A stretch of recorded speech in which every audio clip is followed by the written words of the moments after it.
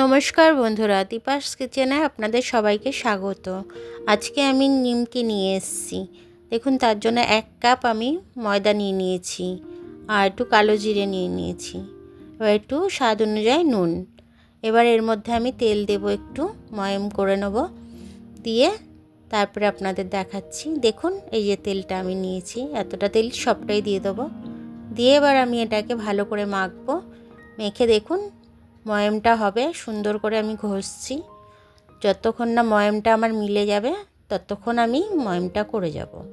তারপরে আমি মুঠো করে দেখাচ্ছি।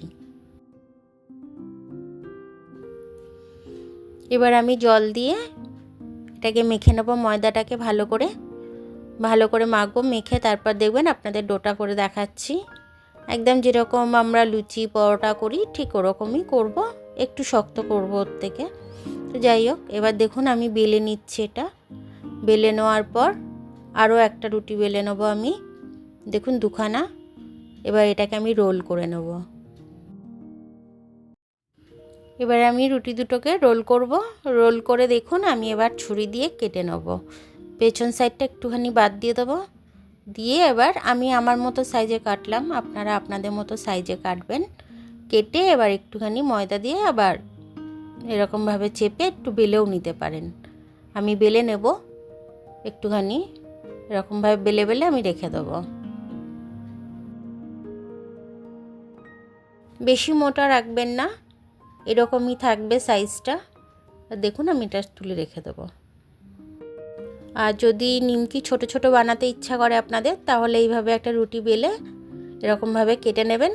কেটে নিয়ে নিমকির শেপ দিয়ে দেবেন ছুরি দিয়ে। তো যাই হোক, চৌকো চৌকো করে আমি কেটে নিলাম। আপনারা যেরকম মনে হবে কেটে নেবেন।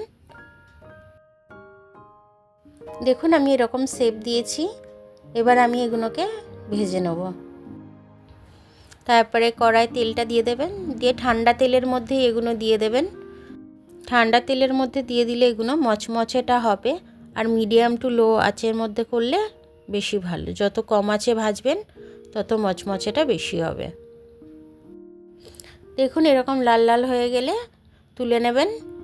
তুলে নিয়ে দেখবেন খুব সুন্দর মচমচে হয়ে গেছে। এবার যেগুলো আমি চৌকো শেপে কেটে রেখেছিলাম সেগুলোকেও আমি ভেজে নিচ্ছি। এটাও দেখুন লাল লাল হয়ে গেছে, আমি তুলে নিচ্ছি। এটা কিন্তু সকালবেলা কিংবা বিকেলবেলা চায়ের সাথে আপনারা খেতে পারেন, ভীষণ ভালো লাগবে খেতে। করে খেয়ে আমাকে জানাবেন। আর ভিডিওটা যদি পছন্দ হয় লাইক কমেন্ট সাবস্ক্রাইবটা করে দেবেন। আর ফেসবুক থেকে দেখলে লাইক এবং ফলোটা করে দেবেন।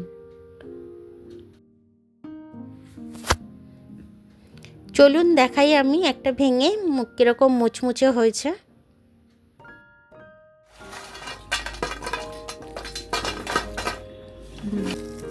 এরকম হবে,